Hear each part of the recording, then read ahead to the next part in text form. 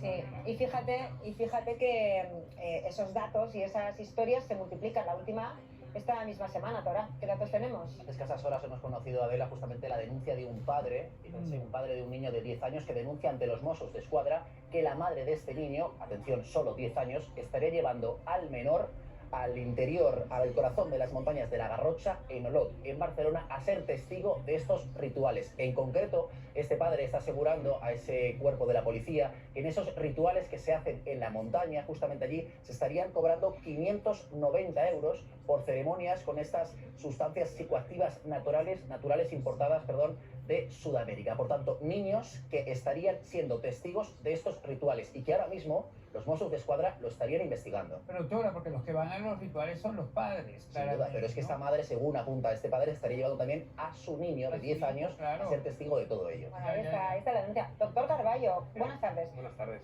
¿De qué estamos hablando? ¿Qué sustancias son y sobre todo qué peligros entrañan? Son sustancias muy peligrosas, son sustancias que lo que se buscan habitualmente son derivadas de la triptamina, que son efectos alucinógenos, pero además los efectos alucinógenos conllevan después efectos que pueden ser muy graves a nivel gastrointestinal, pérdida de iones, y ya hemos tenido algún caso que ha tenido que pasar por la UBI porque hemos tenido que reponer sodio porque la bajada de sodio era brutal en escasas horas. Porque se vende como inocuo, pero nada de eso. Y estas pérdidas son porque se provocan unos vómitos. Vómitos, diarrea. Toda la y sesión. no solamente eso, los efectos a nivel del sistema nervioso central. Ataques de ansiedad. Ataques de ansiedad, pánico, depresión del sistema nervioso central. Tenemos que proceder incluso a la intubación. Y también a nivel del sistema cardiovascular con taquicardias, hipertensión, o sea que son efectos muy graves. Claro, y la cosa es también cuando se mezcla con otras sustancias, cuando se mezcla, por ejemplo, con cocaína. Claro, el problema es que ahí te puede llevar a la muerte. Es que cuando llega al servicio de urgencias realmente no sabemos qué se ha tomado, porque las drogas son tan nuevas que no nos ha dado tiempo para tener los kits de tóxicos que nos digan qué ha tomado el paciente, con lo cual no sabemos qué ha tomado. Es un paciente que muchas veces se lo encuentran en vía pública, no sabemos ni cuándo, ni cómo lo ha ingerido. Y de repente pues nos llega un paciente a veces agitado, hay que sedarlo, hay que intubarlo porque tenemos que pasarlo por un escáner porque no sabemos qué ha pasado. Son pacientes muy complicados. Y no está en condiciones de hablar, claro. No, desde luego. Claro, estamos hablando de esas sustancias, psicotrópicas. Claro, que ahora mismo dicen los hospitales que están preocupados y alarmados ante la cantidad de gente que les llega. ¿Eso también lo estáis viendo en las calles? Sí, sin duda que se está viendo y me gustaría sobre todo aquí, lanzar un aviso, ¿no? Es decir, hay gente que piensa que la ayahuasca es una droga que está permitida, que bueno, que su uso es natural, que inocuo, que se usa en este tipo de chamanismo. No. La ayahuasca tiene sustancias, en concreto un alcaloide, el DMT, que está prohibido y está fiscalizado por el Convenio de Naciones Unidas de 1971, por lo tanto es perseguible su tráfico por la policía. No la ayahuasca en sí, pero los componentes que tiene la ayahuasca, por lo tanto, sí que están fiscalizados. Y luego el problema no es ese, el problema es policial, tío. El problema policial es cuando se mezcla con otras drogas y a través de esa mezcla de drogas se cometen otro tipo de delitos. Porque claro, cuando estamos hablando de estos rituales de chamanismo, ¿de qué estamos hablando? En algunas ocasiones de sectas. Ya, pero has oído que Tora dio una cifra, 570 euros, me imagino que es individualmente, por cada persona que quiera asistir a esas reuniones con ayahuasca. Es mucho dinero. Pero aquí estaríamos hablando ya del mundo de la estafa, quiero decir. Aquí te estamos prometiendo que a través de la ayahuasca y de otras sustancias vas a purificar tu alma o no sé qué historias te cuentan, y lo que te cobramos no es por la ayahuasca en sí o por el sapufo, sino por purificar tu alma, por el viaje astral, por la experiencia. Mira, 570, has hecho una pregunta que nosotros le hemos intentado, lo hemos conseguido, le hemos hecho un chamán. La pregunta es clara, porque como nos surgen tantas dudas, se le hemos preguntado así de meridianamente. ¿Por qué os buscan los participantes y qué quieren conseguir? Muy atentos, por favor, a la respuesta del chamán. Mirad. ¿Qué se busca generalmente o qué buscan las personas que caminan o quieren encontrar esta forma, ¿no? Generalmente dar respuesta a aquello que no se puede entender desde un plano mental o desde un plano físico, y entonces es una manera de encontrar respuestas dentro de ti mismo o de ti misma. Que la verdad... Claro. Doctor, yo también tengo una pregunta. Quiero ser igual de claro que mi compañera. A ver si conseguimos algo más de claridad. ¿Qué aportáis vosotros, la figura del chamán? Lo que se trabaja dentro del chamanismo son diferentes procesos mediante plantas o mediante intervenciones de procesos de utilización de metodología externa. Es decir, hay algo que le introducimos al organismo para alcanzar un estado de conciencia o una profundidad interna. Pero sabes que el chamán se supone, él se vende como incluso muchas veces original de esos lugares de donde viene la propia ayahuasca. A mí me vais a Se perdonar, vende como amazónico. pero yo no he entendido nada de lo que me han dicho. O sea, yo no he entendido nada. Las preguntas eran claras, concisas y meridianas. Doctor, No se sabe la dosis. no sé, estamos hablando ahí como de mucho chau chau y poca sustancia, de charlatanes. Lo que ha dicho, incluso a veces se anula la voluntad y luego pues, aparecen en servicios de urgencias con agresiones sexuales o algunas cosas que bueno, pues que el efecto de este tipo de sustancias luego pues conlleva estos malos viajes, ¿no? Claro, porque es un pasote al final. Y no te lo dicen de esa manera, pero yo entiendo que tiene como varias dosis. Ujú. Y la cosa es conseguir llegar hasta la tercera o cuarta dosis. Y para eso vas pasando por unos procesos de vómitos que son terroríficos. Y que es una situación complicada y de mucho estrés. Y probablemente en lo que te encuentras también te provoca un ataque de ansiedad porque a lo que viajas te puede molestar. Verónica, ¿esta gente se puede denunciar? Sí, se puede denunciar, pero voy a deciros una cosa. Hablaba Benito de las dificultades policiales. Hay muchas dificultades también jurídicas. ¿Por qué? Porque para que sea una estafa tienes que saber, o sea, tienes que probar que te captaron con un fin, que te engañaron con ese fin y que había un ánimo de lucro. Como no sabemos el fin porque no ha quedado demasiado claro, podemos tirar del hilo y a lo mejor ahí sí podríamos encontrar algo. Pero vamos a hablar de lo que para mí es más importante, porque el otro es dinero, que es la salud. Para que tú puedas ir a un juzgado y denunciar un delito de lesiones, tú necesitas que ese delito de lesiones tenga un dolo, ¿no? O sea, tienes que decir, oiga, es que esta persona sabía que me iba a causar esas lesiones y me dio esa sustancia. ¿Cuál es la vía? Las lesiones imprudentes. Por lesiones imprudentes yo sí veo que a lo mejor con una denuncia sí se podría obtener algo. Porque claro, es bastante complicado probar que ese chamán o esa persona cuando te da esa sustancia sabe que a ti te van a dar un proceso de vómitos, te vas a desmayar, te va a dar ciertas secuelas que no prevé. Es decir, jurídicamente tampoco es algo que digas, ale, se denuncia y ya está condenado. No, salvo lo que ha dicho Benito, que a través de la anulación de la voluntad se produzcan otros delitos que den lugar a otras figuras jurídicas, como por ejemplo, yo sería la primera vez agresiones sexuales, que lo ha dicho el doctor.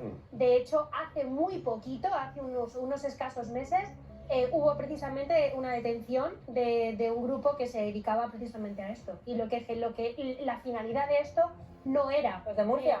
Sí. Mira, es que precisamente tenemos las imágenes. Pues mira, vamos a verlas. Sí. Ocurría en... Durante 15 años se levantó en un pueblo de Murcia un centro de meditación que atraía gente de todo el mundo, que llegaban para meditar, cantar en grupo o participar de ceremonias colectivas. Y decía Verónica que les habían detenido, sí, porque hace unos días su líder, José María Cánovas, está en la cárcel. ¿Y qué acusación le han puesto? Entre otras, tráfico de drogas. Pero todavía hay gente en ese centro y nos vamos a ir en directo hasta allí. Con una pregunta, Amelia Bonell, pues no sé, ¿qué hacían con 200 kilos de mercurio que se han encontrado allí? 200 kilos de mercurio.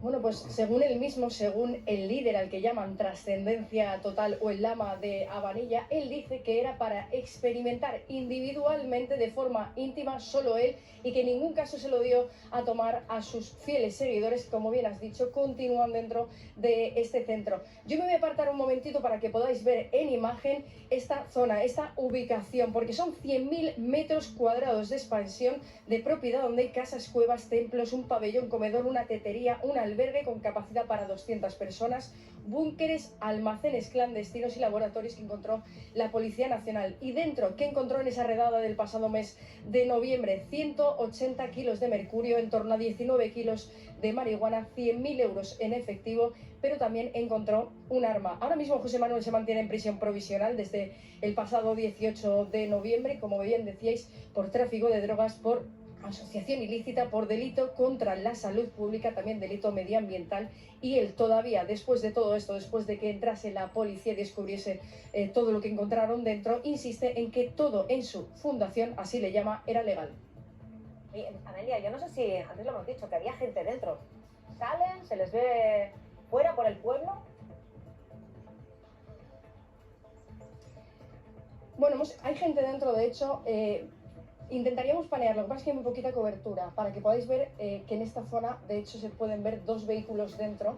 Hay gente dentro. Nosotros durante el ratito que hemos estado aquí, 2-3 horas que llevamos por esta zona, hemos visto diferentes vehículos. La gente en el pueblo con la que hemos podido hablar nos dice que efectivamente que es una zona que lleva aquí desde hace 15 años, que los que viven aquí dentro salen para hacer la compra, pero que en ningún momento se relacionan con los vecinos y que, bueno, pues que nunca han sabido qué ha ocurrido aquí dentro, qué hacían, qué prácticas espirituales hacían aquí dentro, pero que a ninguno de esos vecinos, digamos, que les daba buenas sensaciones.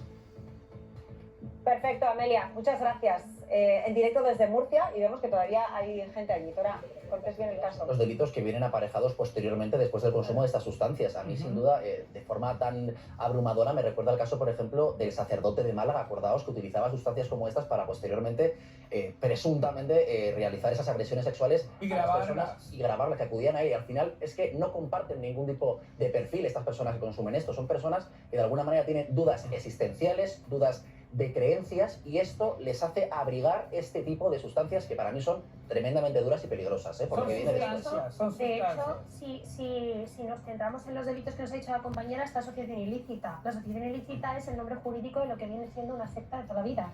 Entonces, al final, ¿qué utilizan? Pues precisamente lo que dice Luis, utilizan la debilidad.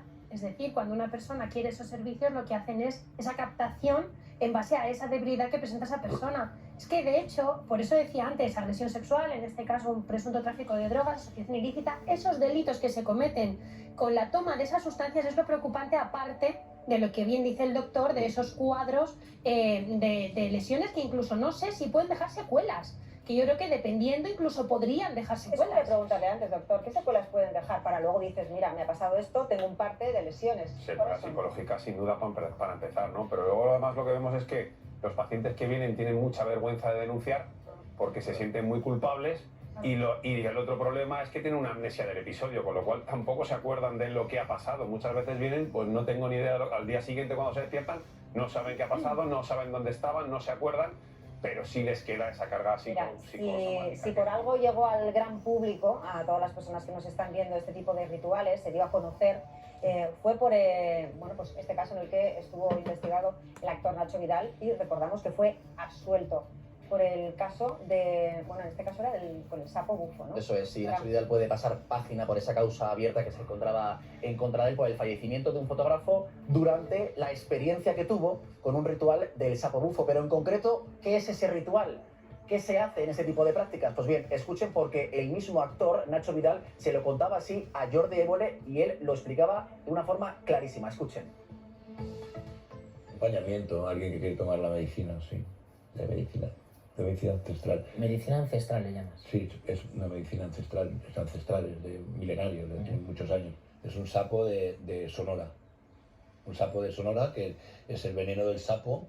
Lo que hacen es le quitan el veneno, le apretan la espora, sale el líquido, choca contra un cristal, ese líquido se seca, se cristaliza, lo rascan y son como unas escamas de pez, y eso es lo que se fuma. Es un sapo lo que se fuma, o sea, es el veneno de un sapo.